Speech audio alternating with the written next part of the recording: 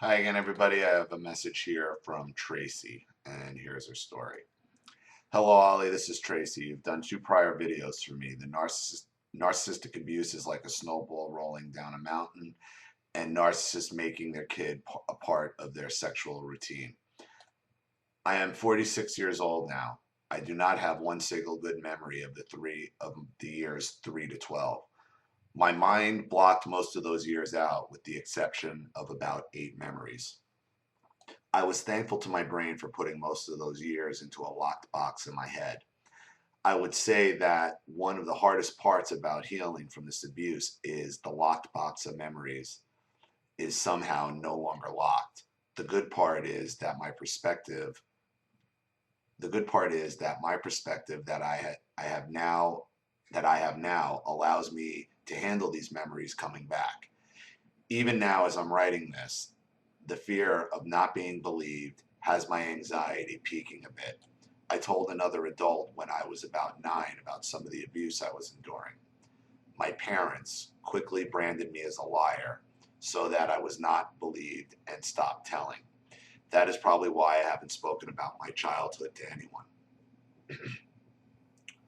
So, my parents were a part of the religion dubbed the Charismatic movement.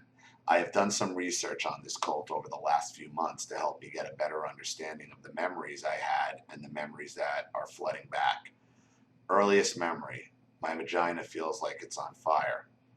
I am very young because the bed I am getting down from seems extremely high from the floor.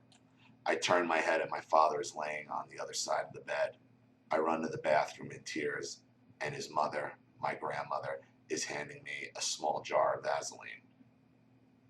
Next memory: I'm not in school yet, but not sure how exactly how old I am.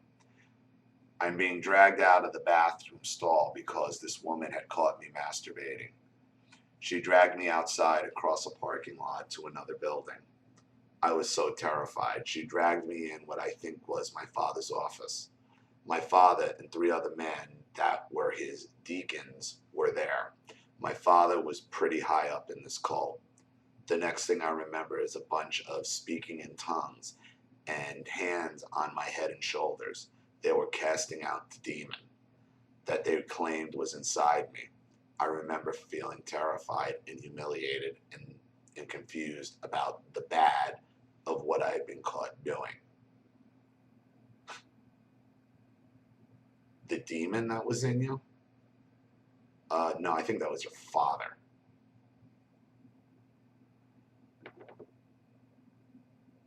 Next memory: my father comes in and I meet him and start telling him about how my stepmonster, his wife, had slapped me a bunch in the face and head earlier that day.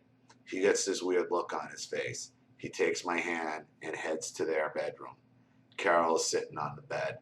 He shoves me to the corner and says, "Stay right there and watch." He grabs her big round wooden hairbrush off the dresser.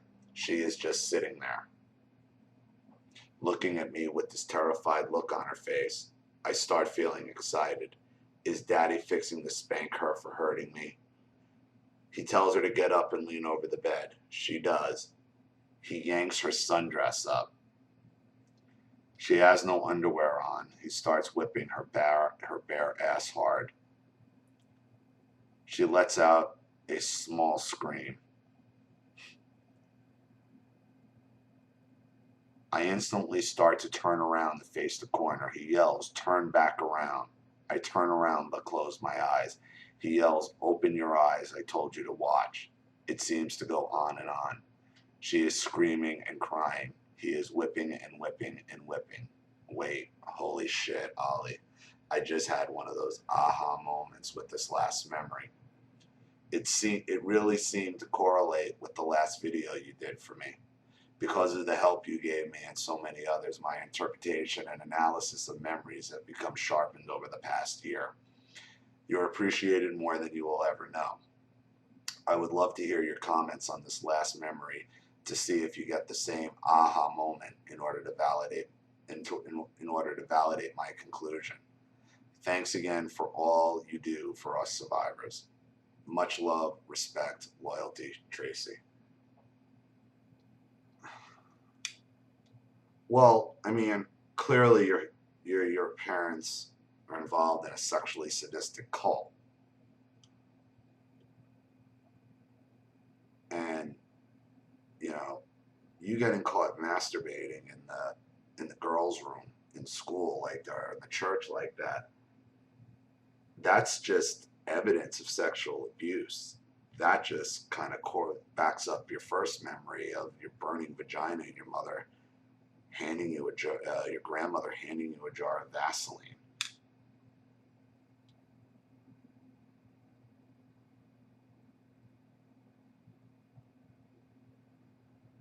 Look, he gets off on sexually abusing women, whether it was his own daughter or